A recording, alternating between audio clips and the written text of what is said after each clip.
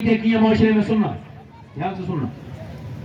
ایک تو وہ لڑکی ہے جس سے کہو پردہ کرو تو کر نہیں رہی ہے, بولو اس پہ کوئی پابندی نہیں ہے, پردہ کوئی اس کا ہٹا, اس کے پردے پہ کوئی پابندی نہیں ہے, مگر پھر بھی وہ شادی میں بے پردہ, بارات میں بے پردہ, میلے میں بے پردہ, مزار پہ بے پردہ.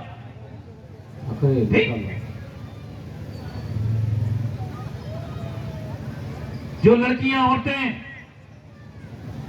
یہ فیشن کرتی ہیں, اب دیکھیے ایک لڑکی وہ ہے جس سے کہہ رہے ہیں بے غیرت پردہ کر, نہیں سر پہ دوپٹہ نہیں ہے, اس کو بوجھ لگ رہا ہے سر پہ دوپٹہ کرنا, دم گھٹتا ہے اس کا, اس کو لگتا ہے اسلام نے اس کو پابند کر دیا, وہ اس پابندی سے باہر نکلنا چاہتی ہے. ایک وہ لڑکی ہے اور ایک لڑکی وہ ہے جو کالج میں جا رہی ہے, اس سے کہا جا رہا ہے یا تو پردہ ہٹا ورنہ ایگزام نہیں دے سکتی. اس نے پردہ اٹھایا, اس نے پرچہ اٹھایا اور اس کے منہ پہ مار کے کہہ لے اپنے پاس رکھ, میں دنیا میں تیرے پاس امتحان دینے نہیں آئی, میں تو اللہ کی بارگاہ میں حضور کے سامنے امتحان دینے. سبحان اللہ, سبحان اللہ, بے شک سبحان اللہ. بولا تو صحیح یار, سبحان اللہ, دل لگا کے تو بولو. سبحان اللہ. ایک وہ عورت ہے جس کو کوئی پابندی ہے اور ایک ہے جس پہ پابندی ہے پھر بھی پردہ, جلدی بولو, پردہ نہیں کر رہی ہے. کر رہی ہے. دو لڑکیاں ہیں, ایک لڑکی کا بیک گراؤنڈ بڑا خراب ہے, پہلی والی کا. اس کے گھر میں جب اس نے آنکھیں کھولی تو فلمیں چلتی تھی, اس کی ماں بے پردہ تھی, باپ بے, دھیان سے سنا بھائی, اس کی ماں بے پردہ, اس کے گھر میں بے حیائی, گھر میں ٹی وی چل رہی ہے, لپ لاک ہو رہا ہے, بدتمیزی ہو رہی ہے, امی وہیں بیٹھی ہے, ہیرو ہیرون آپس میں نہیں ملتے, امی کا دل بڑا کمزور ہے, بڑی بدتمیز ہے یہ عورت, یہ رونے لگتی ہے, اور ہیرو ہیرون جیسی ملے ویسے ہی یہ خوش ہو گئی, روتے بھی دیکھا, خوش ہوتے بھی دیکھا. گھر کا ماحول یہی تھا. لڑکی نے بڑے ہو کے سوچا چلو امی تو خوش ہو ہی جائیں گی, میں بھاگ جاتی ہوں. اب وہ جیسے ہی گئی, امی بولی ہائے میری ناک کٹ گئی, ماں بولا میں کہیں کا نہ رہا. کسی نے کہا اپنی وجہ سے نہیں رہا نا, یہ بتا جتنا تو ٹی وی کے سامنے روئی ہے نا بدبخت, اگر اتنا اللہ کے سامنے روئی ہوتی تو تیری بیٹی بھاگتی نہیں, تیرا سر فخر سے بلند کر دیتی. بے شک سبحان اللہ, سبحان اللہ. بولے تو صحیح ہے, آپ لوگ سبحان اللہ, آپ لوگوں سے کہو نہیں تو آپ لوگ بولتے بھی نہیں ہیں. سبحان اللہ. مگر آپ کی مرضی ہے, میں کوئی طنز نہیں کروں گا. میرا خیال یہ ہے کہ آپ میری بات سن لیں, یہی بڑی بات ہے. بس میں کوئی آپ سے طنز نہیں کروں گا, یہ بھی نہیں کہوں گا آپ یہ فلاں صاحب کے فلاں وہ لوگ ایسا کرتے ہیں تو میں آپ کے سامنے سے تقریر کروں گا اور کچھ نہیں کروں گا. مجھے اللہ کو منہ دکھانا ہے. دھیان سے سننا ذرا, آپ کا دل لگ رہا ہے میری باتوں میں نہیں. بے شک, بے شک. ایک لڑکی تو وہ ہے جس کے گھر میں اس کا باپ بے غیرت, پوری ٹیم بے غیرتوں, اور ایک لڑکی وہ ہے جس کے گھر میں اس کی امی پردے والی, زور سے تو بولو یار, اس کی نانی پردے والی, اس کی دادی پردے والی, 6 سال کی عمر میں, کتنے سال کی عمر میں بولو, 6 سال کی عمر میں اپنی بہنوں کو, اپنی بیٹیوں کو, یہ میں آپ سے تبلیغ نہیں کر رہا ہوں, گزارش کر رہا ہوں, اپنی بیٹیوں کو, اپنی بہنوں کو دوپٹہ سر پہ رکھنا. کتنے سال کی عمر بولو, اور پھر آپ دیکھنا وہ بڑے ہو کے جان دے دے گی مگر دوپٹہ نہیں اتار پائے گی, اسے کوئی نہیں اتروا پائے گا. اس کی ہمت کوئی آپ دیکھیں گے. غور کریں میری بات پر اور دھیان دے دوستوں میری بات پر. یعنی ایک لڑکی وہ ہے جو پردہ کرنے کے لیے تیار نہیں, ایک وہ ہے جس کے گھر میں یہ باتیں ہوتی ہیں. نبی کریم صلی اللہ علیہ وسلم کی نواسی سیدہ زینب قرآن پڑھ رہی ہیں. سیدہ زینب کو جانتے ہیں آپ لوگ, کربلا میں قرآن جو گئی تھی وہی بچپن میں 6 سال کی عمر میں قرآن پڑھ رہی ہیں. قرآن پڑھتے پڑھتے ان کے سر سے دوپٹہ نیچے گیا. سیدہ فاطمہ آئی, سر پہ دوپٹہ رکھا. سیدہ زینب نے کہا امی جان میرے سر پہ دوپٹہ کیوں رکھتی ہیں؟ نانا ناراض ہو جائیں گے, لاڈلی جو بیٹی پردہ نہیں کرتی نا نانا ناراض ہو جاتے ہیں. علی کی بیٹی, حساس باپ کی حساس بیٹی رونے لگی. سیدہ فاطمہ آئی, پھر اب تو سر پہ دوپٹہ ہے, اب کیوں روتی ہے زینب؟